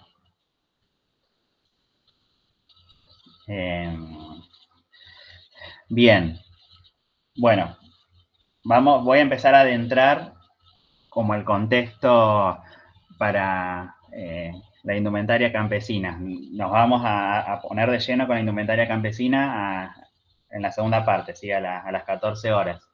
Pero para entrar en contexto. ¿Qué sucede en la campaña en esta misma época? Bien, habíamos dicho que en la ciudad se seguían los dictados de la moda. ¿Qué sucede con la moda en general? ¿Sí? La moda tiende a imitarse. Hay un proceso de imitación. ¿De qué manera? ¿Sí? ¿De qué manera se imita? Generalmente la moda la imponen los centros urbanos, ¿sí? En los centros urbanos se impone la moda y los sectores socioeconómicos con menores recursos imitan, ¿sí? Imitan, estamos hablando esto en el siglo XIX, porque si hablamos del siglo XX ya es otro proceso. Imitan con los recursos que tienen a su alcance. Entonces, lo que vamos a ver es en la indumentaria campesina, sobre todo en la mujer, vamos a ver una similitud con la indumentaria de la ciudad en formato. En el varón lo que sucedió es que el varón combinaba prendas utilizadas en la campaña con las utilizadas en la ciudad. Entonces, de repente, encontramos la galera, por ejemplo, un chaleco o un tipo de chaqueta con un chiripá, ¿sí? Que el chiripá es exclusivo de la campaña y lo que nombré recién se utilizaba en la ciudad, ¿sí? Entonces, se combinaba. Más allá de eso, ¿sí? Vamos a encontrar en el ambiente campesino elementos propios del ambiente que no se utilizaron en la ciudad, ¿sí? Que no llegan por moda, ¿sí? Y que no se utilizaron en la ciudad. Como por ejemplo la alpargata, como por ejemplo, como les decía, el chiripá, Bueno, el poncho, que en realidad el poncho en algún momento llegó a utilizarse, en la élite lo utilizó también, ¿sí? Al poncho, pero no es un elemento que nos viene por moda, ¿sí? Sino son elementos, tanto el chiripá, la bota de potro, el poncho, elementos que ya estaban presentes en las culturas originarias nuestras, y en realidad culturas indígenas de todo el mundo, ¿sí? No con ese nombre, pero prendas similares o elementos similares, y que la adopta el criollo o el gaucho para la utilización en la campaña. Esto junto con aquellos elementos que, como les decía, nos llegan por moda. ¿Qué sucede? Como la moda tiende a imitarse, como les decía, lo que sucede es que una vez que la moda es utilizada por todas las clases socioeconómicas, generalmente la clase socioeconómica alta, que es quien impone, la cambia, ¿sí? Va cambiando continuamente la moda justamente por esto, porque al utilizarla todos, todo el mundo, bueno, ya está, ya pasó, pasa de moda y se cambia justamente por esto de, como les decía hoy, la función, una de las funciones del vestir, o sea, de los motivos del vestir, que es el distinguirse. Bueno, si ya la usa todo el mundo, cambiamos, proponemos otra moda, se imita, cambiamos, proponemos otra, se imita, y ese es generalmente el circuito itinerario de la moda. Por eso es un cambio constante. En la ciudad, como vimos recién, el varón en su indumentaria se mantuvo más estable, ¿sí? En la campaña sucede más o menos lo mismo, ¿sí? Ahora nosotros vamos a ver que en este periodo se mantiene estable la indumentaria del varón, vamos a entrarnos a ver los elementos, pero se mantiene estable. Y la mujer es la que generalmente iba siguiendo los cambios de la ciudad, ¿sí? Pero en la campaña, pero no de la misma manera. También se mantiene un poco estable, porque obviamente quien podía seguir los dictados de la moda y los cambios, si estamos hablando de campaña, era aquellas personas que tenían también un poder adquisitivo un poco más elevado, ¿sí? Las estancieras, por ejemplo, ¿sí? O los estancieros, aquellos estancieros que vivían en la campaña o que viajaban constantemente a la campaña, obviamente que utilizaban indumentaria del campo, pero con mucha similitud a la de la ciudad. Obviamente que las personas, la mujer y el varón pobre, el gaucho y las paisanas más pobres,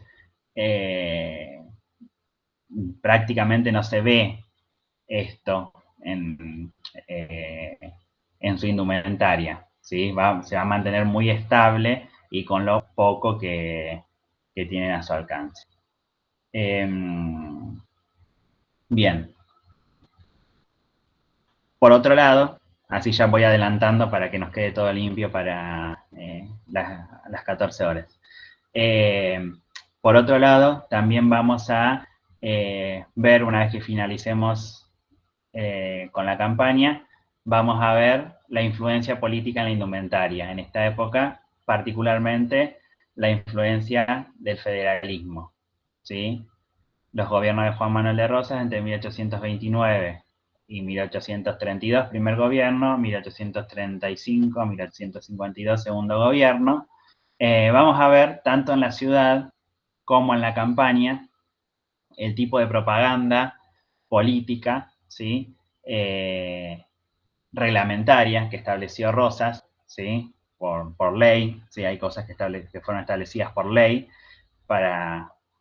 ¿sí? Como propaganda política, y hay otras que fueron populares, es decir, no establecidas por ley, pero que por la adhesión al partido y por la masividad y la popularidad se realizaron, ¿sí? Entonces vamos a ver esto, cómo se ve impactado en el vestir, porque si uno estudia en líneas generales la propaganda política de Rosas, no solo fue en el vestir, ¿sí? Fueron en elementos de la vida cotidiana de las personas. Nosotros nos vamos a especificar en qué cambios o qué aspectos se vieron reflejados del partido político federal en la indumentaria, tanto masculina como femenina, por un lado, la ciudad, ¿sí? Porque hay características particulares en elementos que se utilizaron en la ciudad, como lo son los abanicos, los peinetones, o los sombreros, bueno, ya vamos a ver los guantes, y en los elementos de la campaña, ¿sí? Que también algunos coinciden, ¿sí? Con los elementos de la ciudad, pero otros son propiamente de la campaña, y sobre todo lo que tiene que ver con las milicias de Rosas, digamos, los regimientos, las policías de Rosas que tenían un uniforme particular en la campaña. Bien. Eso lo vamos ya a las 14 horas nos vamos de lleno directamente con eso. ¿Tienen alguna consulta, duda antes de cerrar? ¿Sí? Porque no quiero empezar ahora con lo otro porque nos va a quedar cortado. Quedan 10 minutos. Antes de cerrar en este primer tramo, ¿algo que quieran preguntar? O de igual manera lo pueden preguntar después, pero quizás ahora en el almuerzo se les revela algo que quieran preguntar y lo preguntan después. Si no, ya vamos cerrando ahora.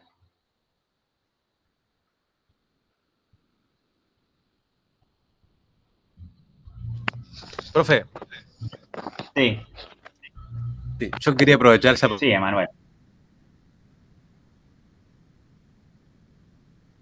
para sacarme dudas encima.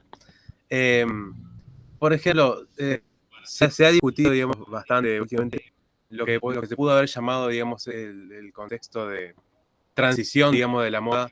Usted nombró algunas partes donde pudo aparecer, digamos, la bota de potro vinculado a accesorios que no tenían que ver con artículos de la campaña, tal vez. Pero también, por ejemplo, se habla sobre el tema de la cruza de la bombacha con la bota de potro. ¿Es posible este cruce, digamos, siendo que, por ejemplo, en la vestimenta de la jineteada sí aparece la bombacha con la bota de potro? Bien. Entendí más la última parte, porque al principio se cortó un poco. Voy directamente a este último que preguntaste. ¿Qué sucede con esto en la campaña? Con la bombacha y la bota de potro. La bota de potro es un calzado prácticamente por excelencia del gaucho, porque es un calzado artesanal, ahora lo vamos a ver en un rato, y se utilizó durante todo el siglo XIX. La bombacha, ¿sí? La bombacha es una prenda que nos llega a nosotros por los inmigrantes, ¿sí? Que llega a nuestro territorio a mediados del siglo XIX. Pero no se comienza a utilizar de manera masiva, y mucho menos en la campaña. La utilizan primero los militares, luego de a poco la empieza a utilizar algún estanciero y después la utiliza el paisano. O sea, como uso generalizado de la bombacha, ¿sí? Estamos hablando ya 1900 en adelante. ¿Qué sucede? ¿Qué sucede con el calzado? Como dijimos, la bota de potro era el calzado por excelencia, pero en 1830, ahora vamos a ver que aparece la alpargata también de la mano de los inmigrantes. Quienes comienzan a utilizar primero las alpargatas son las mujeres, porque el varón sigue utilizando la bota de potro, la bota fuerte, ¿sí? Lo vamos a terminar, digo, voy diciendo esto, pero lo desarrollamos ahora en la próxima clase. ¿Qué sucede? La alpargata reemplaza a la bota de potro, ¿sí? La bota fuerte se seguía utilizando, pero la alpargata reemplaza la bota de potro por su funcionalidad y comodidad. Si uno va a las fuentes documentales, vas a encontrar que los investigadores hablan de el chiripá junto con la bota de potro, la bota fuerte, y la bombacha junto con la alpargata o la bota fuerte. O sea, la bota fuerte estuvo y está presente. Pero la bota de potro con el chiripá, la alpargata con la bombacha. Sí, como decías recién vos, que creo que referías a eso, pues se cortó un poco, hay una época de transición en la indumentaria, donde no hubo generalidades en su uso. ¿Qué quiero decir con esto? Que cuando se empieza a cambiar el uso del chiripá por la bombacha y de la bota de potro por la alpargata, hubo algunas combinaciones, pero la combinación que más se dio, que estuvo presente, fue el chiripá con alpargata, ¿sí? O sea, chiripá, calzoncillo y alpargata, sí, es una indumentaria que se utilizó, no tanto porque te digo, la alpargata era más afín a la bombacha, pero lo que sí no hay registros, y además justamente los registros que hay dicen lo contrario, dicen que no era afín como indumentaria de vestir, ¿sí? como atuendo tradicional, es la bota de potro con la bombacha. La bota de potro con la bombacha. Justo es como el caso que no, ese. Después, obviamente, en la actualidad, como decís vos, creo que nombraste las jineteadas, sí se utilizan, pero son elementos de actualidad, combinaciones de actualidad, que no son parte del momento histórico que estamos hablando. Que se utilizan hoy en día para evocar quizás como más de un hecho tradicionalista, ¿sí? Hay elementos de las agrupaciones tradicionalistas que utilizan, que en realidad no fueron parte de lo histórico, pero que hoy en día se utilizan, bueno, está bien, pero no hay comprobación histórica de eso.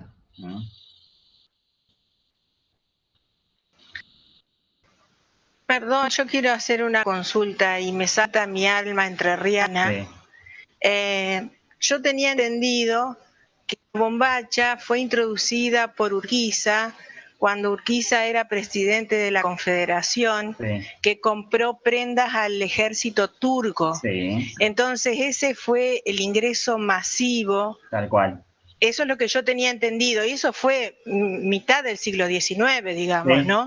Sí. Sí, tal cual. Y eso es el rastreo que hace Fernando Asunzao del ingreso de la bombacha Sí. a nuestro territorio. Es cierto. Es cierto, digo, dentro de las investigaciones es una de las teorías más fuertes. Justamente con esa compra que hace a ese excedente, si esas prendas, esos bombachos, hacia mediados del siglo XIX, un poco antes, ¿sí? Década del 30, del 40, como te digo, se empiezan a utilizar, pero primero lo empiezan a utilizar los militares, o sea, para sus uniformes. Si nosotros vamos a la realidad costumbrista, si vamos a las fuentes documentales de la iconografía, las crónicas de viajeros, los escritos, la bombacha no aparece hasta fines del siglo XIX como uso generalizado. Y esto también tiene que ver con la reproducción local de la bombacha, ¿sí? Que es posterior a 1870, con la fábrica Alpargatas, que primero empieza a confeccionar las alpargatas, y ahí es donde se empieza a difundir con más profundidad la alpargata, y una vez que tiene éxito, comienzan a confeccionar bombachas y se empiezan a vender bombachas en los almacenes de ramos generales, en las pulperías, en diferentes lugares, y de a poco la empieza a implementar el paisano. como digo, es una época en donde se va como de a poco cambiando, va mutando una indumentaria que prácticamente estuvo estable para el gaucho durante todo el siglo XIX. Entonces, sí, vas a encontrar quizás a alguien que utilizó una bombacha a mediados del siglo XIX. Como vas a encontrar a alguien que en 1930 utilizaba el chiripá todavía. El chiripá con alpargato o el chiripá con bota de potro. Pero nosotros, desde el estudio del folclore, ¿sí? Bueno, ustedes que están estudiando una carrera de folclore, saben que el folclore no es individual, sino estamos hablando siempre de grupos sociales. Grupos sociales que comparten un cierto rasgo identitario y que comparten ciertas costumbres, bueno, ciertas tradiciones. Entonces siempre hablamos de lo general, ¿sí? Obviamente que de repente, si una persona, si lo ponemos de ejemplo, si de repente todos estamos, lo llevamos al día de hoy, todos estamos vestidos siguiendo ciertas características de la moda, pero una persona se viste totalmente diferente, bueno, eso no quiere decir que la generalidad es esa. Si uno al hacer el estudio tiene que haber la comparación en cantidad y en lo cuantitativo y lo cualitativo, ¿sí? Entonces, sí, se utilizó la bombacha, pero como uso generalizado, sí, 1900. Un poco antes también puede ser. Pero hacia mediados del siglo XIX estaba muy instalado el chiripá.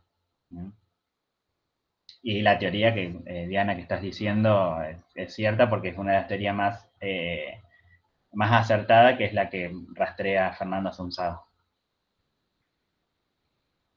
Ok, muchas gracias. Sí, yo había entendido eso de que primero Urquiza la distribuyó en la milicia y que después de a poco se fue haciendo un uso más generalizado dentro del gauchaje.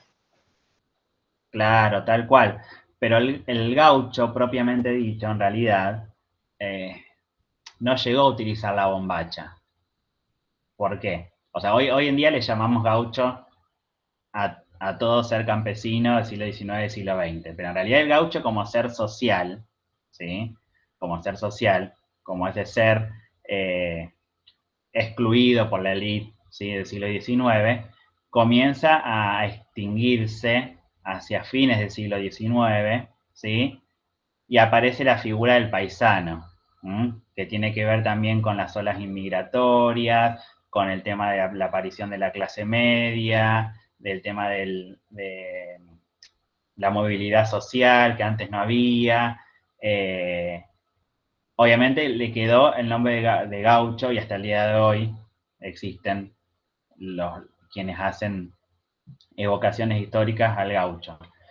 Pero como ser social, ¿sí? El gaucho, hasta fines del siglo XIX, ya después se crea porque se lo extingue al gaucho, o sea, la élite lo extingue al gaucho, y después, hacia comienzos del siglo XX, al buscar justamente esta identidad nacional que se sigue buscando todo el tiempo, ven en el gaucho un ser de identidad propia. Entonces, lo agarran y lo ponen acá, una vez que ya estaba extinto, ¿sí? Y le crean un arquetipo del gaucho. Ahí es donde aparecen las agrupaciones tradicionalistas para justamente evocar los momentos históricos y, bueno, toda una realidad paralela en realidad a la indumentaria.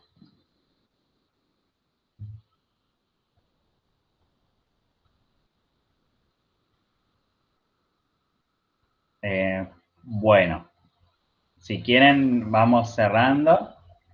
Dale, son justo las 12. ¿Sí? Dale, cerramos ahora. Las... Todas las dudas que les surjan ahora, mientras almuerzan, las anotan y después si quieren las charlamos y en la segunda parte nos adentramos a todo lo que ya fuimos hablando. ¿Sí? Buenísimo. Bueno, entonces nos vemos a las 14. A las 14 nos encontramos acá. Dale, nos vemos. Chao, hasta luego. Adiós. Chao, Nos chao. vemos, hasta luego. Chao.